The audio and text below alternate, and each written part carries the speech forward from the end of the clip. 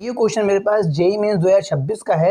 ये बेटा जनवरी अटेम्प्ट का है, तो बिल्कुल ऐसे ही क्वेश्चन अप्रैल अटेम्प्ट वाले में आने वाले हैं। देखिए, कोई भी टीचर अगर आपको क्वेश्चन बता रहा हो कि ऐसे सॉल्व होगा, तो वो मत देखिए, उसका लॉजिक देखिए। अगर आपने लॉजिक पकड़ लिया एक बार, तो बेटा अप्रैल अटेम्प्ट में भी लगभग वैसे लॉजिक के क्वेश्चन आएंगे, कुछ नया नहीं बनने वाला है। तो अगर इन क्वेश्चनों को आपने समझते हुए कर लिया है, तो अप्रैल अटेम्प्ट के क्वेश्चन भी आप आराम से कर सकते हैं, ठीक है ना। अब देखो क्या क्वेश्चन लिखा है, arrange into increasing order of SN1 reaction. मेरे को ये 4 सबस्ट्रेट दे रखे हैं ABCD, इनमें से बताना है कि SN1 का सबसे फास्ट सबसे स्लो कौन सा होगा। देखो भाई, जब भी आपको SN1 रिएक्शन करानी हो, सबसे पहले आप सब में से आपका जो भी लीविंग ग्रुप है उसको हटा दीजिए और देख लीजिए उसमें लीविंग ग्रुप हटाने के बाद जो कार्बोकेटायन बन रहा है उसकी स्टेबिलिटी क्या है।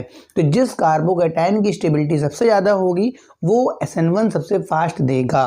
तो अगर मैं यहाँ से Cl हटाता हूँ तो ये बेटा ब्रीजिंग कार्बोकेटायन बनता है, जो कि फिलहाल काफ़ी कम स्टेबल होगा। अगर मैं यहाँ से Cl हटाऊंगा तो यहाँ पर भी आपका ब्रीजिंग कार्बोकेटायन बनेगा। फिलहाल इन दोनों में, इस वाले ब्रिज में नंबर ऑफ कार्बन ज़्यादा हो गए इन दोनों में। देखो, जिसमें ब्रीजिंग कार्बन में बीच में कार्बन ज़्यादा होते हैं उसकी स्टेबिलिटी थोड़ी ज़्यादा होती है। तो A और B में यहाँ पे देखो बीच में एक कार्बन है, यहाँ पे 2 कार्बन है, तो B की स्टेबिलिटी थोड़ी ज़्यादा होगी इन कंपेयर टू A। अच्छा, इस वाले केस में जब आप Cl को हटाएंगे तो यहाँ पर ये 9 अल्फा H यानी कि 9 अल्फा H का हाइपर कॉन्जुगेशन देगा। मगर जब यहाँ पे Cl हटाएंगे तो ये 3 तरफ से बेंजीन से स्टेबलाइज होगा, ठीक है। अगर ये एक तरफ से बेंजीन से स्टेबलाइज होता और ये 9 अल्फा H वाला, तो यहाँ पर 9 अल्फा H आगे निकलता, मगर यहाँ पे 3 तरफ से बेंजीन से स्टेबलाइज है। बहुत से बच्चे यहाँ गलती कर देते हैं। तो मैं बता दूं, इन सब में सबसे फास्ट जो SN1 देगा वो मेरे पास D होगा, क्योंकि D वाले का जो कार्बोकेटायन है वो सबसे ज़्यादा स्टेबल होगा। उसके बाद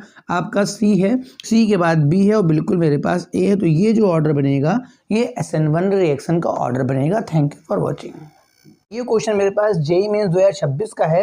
ये बेटा जनवरी अटेम्प्ट का है, तो बिल्कुल ऐसे ही क्वेश्चन अप्रैल अटेम्प्ट वाले में आने वाले हैं। देखिए, कोई भी टीचर अगर आपको क्वेश्चन बता रहा हो कि ऐसे सॉल्व होगा, तो वो मत देखिए, उसका लॉजिक देखिए। अगर आपने लॉजिक पकड़ लिया एक बार, तो बेटा अप्रैल अटेम्प्ट में भी लगभग वैसे लॉजिक के क्वेश्चन आएंगे, कुछ नया नहीं बनने वाला है। तो अगर इन क्वेश्चनों को आपने समझते हुए कर लिया है, तो अप्रैल अटेम्प्ट के क्वेश्चन भी आप आराम से कर सकते हैं, ठीक है ना। अब देखो क्या क्वेश्चन लिखा है, arrange into increasing order of SN1 reaction. मेरे को ये 4 सबस्ट्रेट दे रखे हैं ABCD, इनमें से बताना है कि SN1 का सबसे फास्ट सबसे स्लो कौन सा होगा। देखो भाई, जब भी आपको SN1 रिएक्शन करानी हो, सबसे पहले आप सब में से आपका जो भी लीविंग ग्रुप उसको हटा दीजिए और देख लीजिए उसमें लीविंग ग्रुप हटाने के बाद जो कार्बोकेटायन बन रहा है उसकी स्टेबिलिटी क्या है।